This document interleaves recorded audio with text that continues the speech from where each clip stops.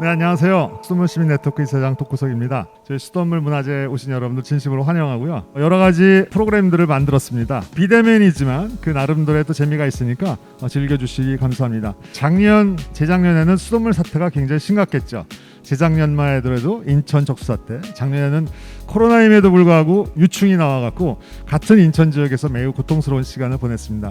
올해도 무엇이 터질까 좀 조마조마했는데요. 아니나 다를까 춘천에서 저희 수돗물 사태가 터져서 춘천 시민들이 굉장히 어려웠던 시간들이었던 것 같습니다. 그럼에도 불구하고 저희 수돗물 시민 네트워크는 여러분들과 같이 이러한 수돗물을 홍보하고 교육하는 데 최선을 다할 것입니다. 몇 년 전에 그 서울시에서 조사한 자료가 있는데 제가 늘 많이 인용하는 겁니다. 전국에 계신 수도 종사자들, 전문가들은요, 수돗물을 33%가 직접 운영합니다. 근데 시민들은 2%만 직접 운영합니다. 아직도 수돗물에 대한 불신이 높다라고 하는 거죠.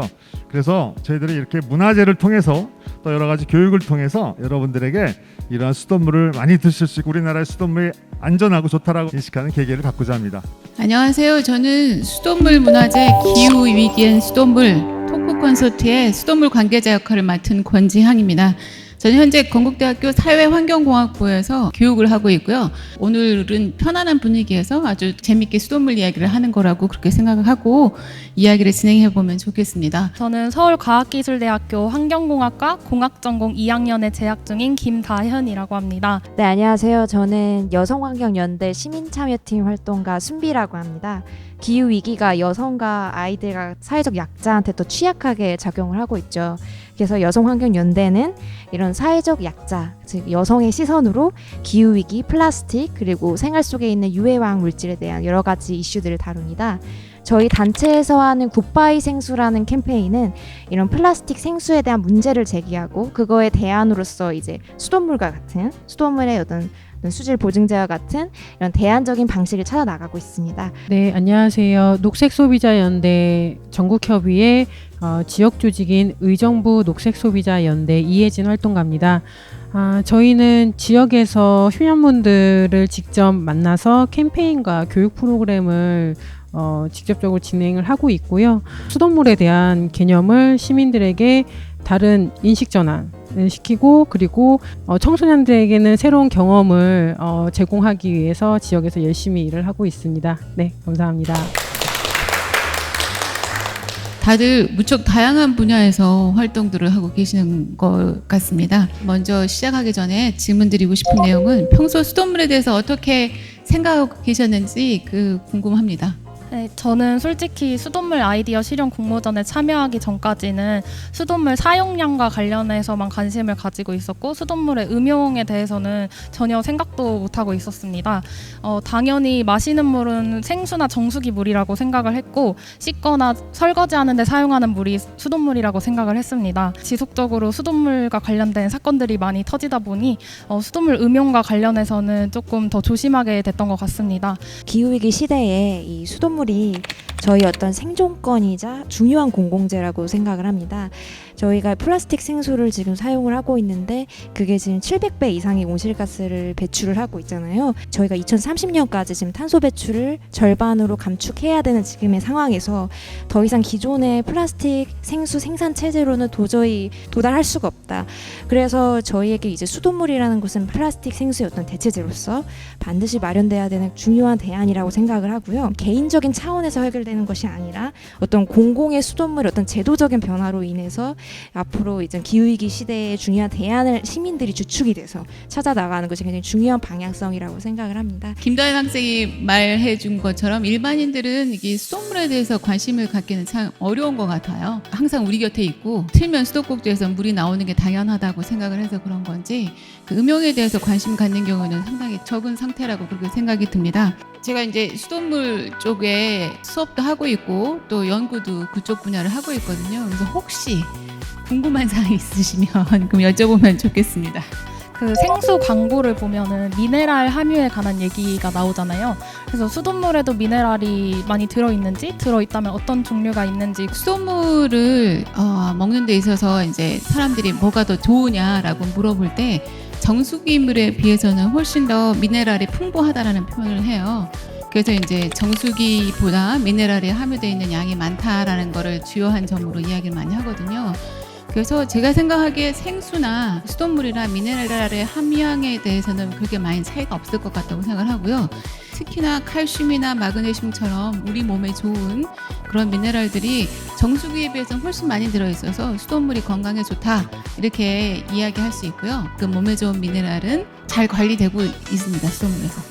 감사합니다. 수돗물 음용률과 혹은 관리와 관련해서 그런 연구 사례 중에 좀 인상 깊게 보신 내용이 있으시면 좀 공유해 주시면 감사할 것 같습니다. 아마 만드는 사람들은 예를 들면 공급하는 사람들 입장에서는 수돗물을 많이 음용해 줬으면 하는 마음을 갖고 있어요. 저는 이제 수돗물을 깨끗하게 만들 수 있는 방법을 학생들한테 가르치고 있기 때문에 야 이렇게 깨끗하게 만들었는데 너네들이 안 먹으면 안 되지 않느냐 맨날 이야기를 하거든요. 근데 수업 시작 전에 물어보면 거의 한 70%는 정수기, 25%는 생수, 수돗물 먹는 사람들은 거의 없더라고요.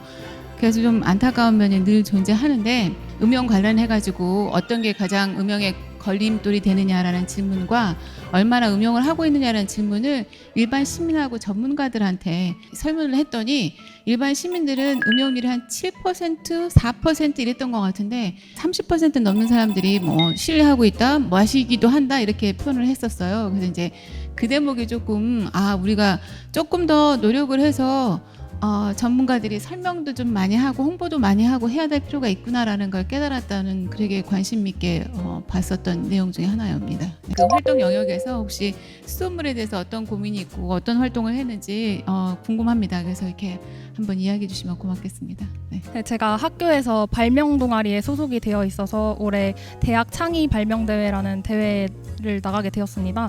그래서 제가 아무래도 환경공학과 학생이다 보니 좀 환경 문제를 해결할 수 있는 그런 아이디어를 준비를 해보고 싶어가지고 그 아이디어에 대해서 고민을 하고 있었는데 어느 날 샤워를 하다가 내가 이렇게 사용하는 물의 양에 대해서 정확하게 인식을 하고 사용하는 사람이 얼마나 있을까? 과연 있을까?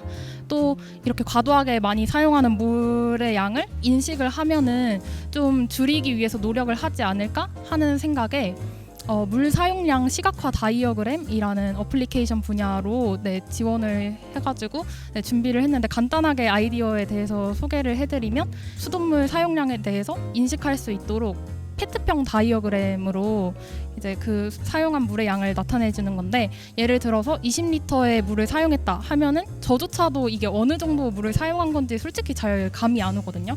근데 2리터짜리 페트병 10개 정도로 사용했다 이렇게 얘기를 하면은 조금 더 그 사용량에 대해서 알게 되는 이제 매일의 권장 사용량과 실제 사용량을 비교해 주면 사람들이 좀 더 인식을 하지 않을까 해서 이 아이디어를 제시를 했습니다. 저희 굿바이 생수 캠페인에서는 이제 앞으로 예정 중인 활동인데 한 30일 정도 플라스틱 생수 프리 챌린지를 한번 운영을 해보려고 해요. 그래서 시민분들 서포터즈를 모집을 해서 시민분들 주체로 돼서 이런 챌린지를 진행해볼까 생각 중이고 그 동안 이제 플라스틱 생수 대신 뭐 수돗물을 음용을 한다던가 약간 이런 챌린지를 좀 기획 중이고요.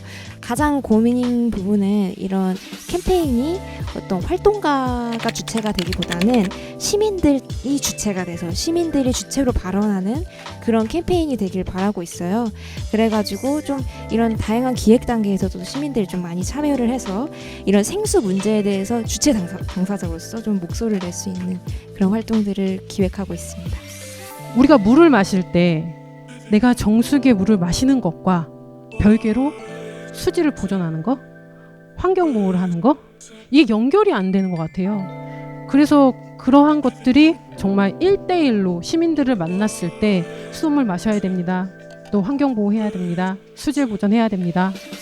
이런 이야기를 했을 때 우리가 일상생활에서 물 마시는 데 있어서 내가 어떻게 행동을 해야 그게 정말 우리 식수원을 보존하는 것이고 그리고 환경을 보존하는 것이고 매일 나의 건강을 지키는 것인지 건건이 이게 자연스럽게 연결이 되는 게 아직 인식에서는 좀 어려움이 있는 것 같아요. 그래서 그게 지역에서 운동을 할 때 좀 크게 부딪히는 면입니다. 생활 속에 사용하는 물이라고 하면 이제 정수기물, 생수, 수돗물 이렇게 이야기하는데 수돗물만큼 친환경적인 그런 물은 없는 것 같아요. 제가 생각해도 생수는 수돗물에 비해서 수백 배 탄소를 배출하기도 하고 또 플라스틱 쓰레기도 많이 배출해내는 그런 문제점을 가지고 있고 또 그렇기 때문에 석유 생산량도 부추기고 있는 그런 문제점이 있죠. 그다음에 정수기는 수돗물에 비해서 이 알려진 바로는 2,400배라고 표현을 하니까요. 그래서 훨씬 더 문제가 많다는 거를 인식하고 있습니다. 최근에 바르셀로나 시에서 수돗물 음용에 대해서 기사 중에 재밌는 게 있어서 제가 한번 읽어드릴게요.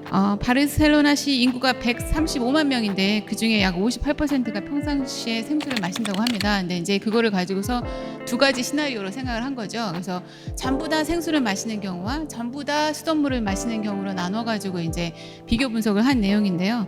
시민 전체가 이제 생수를 이용한다라고 하면 생수 생산 비용이 연간 약 960억 원이 더 늘어나고 또 생수를 이렇게 취수하고 가공하는 과정에서 생물종이 1.43종이 멸종한다는 그런 결론을 내렸다고 적어져 있더라고요.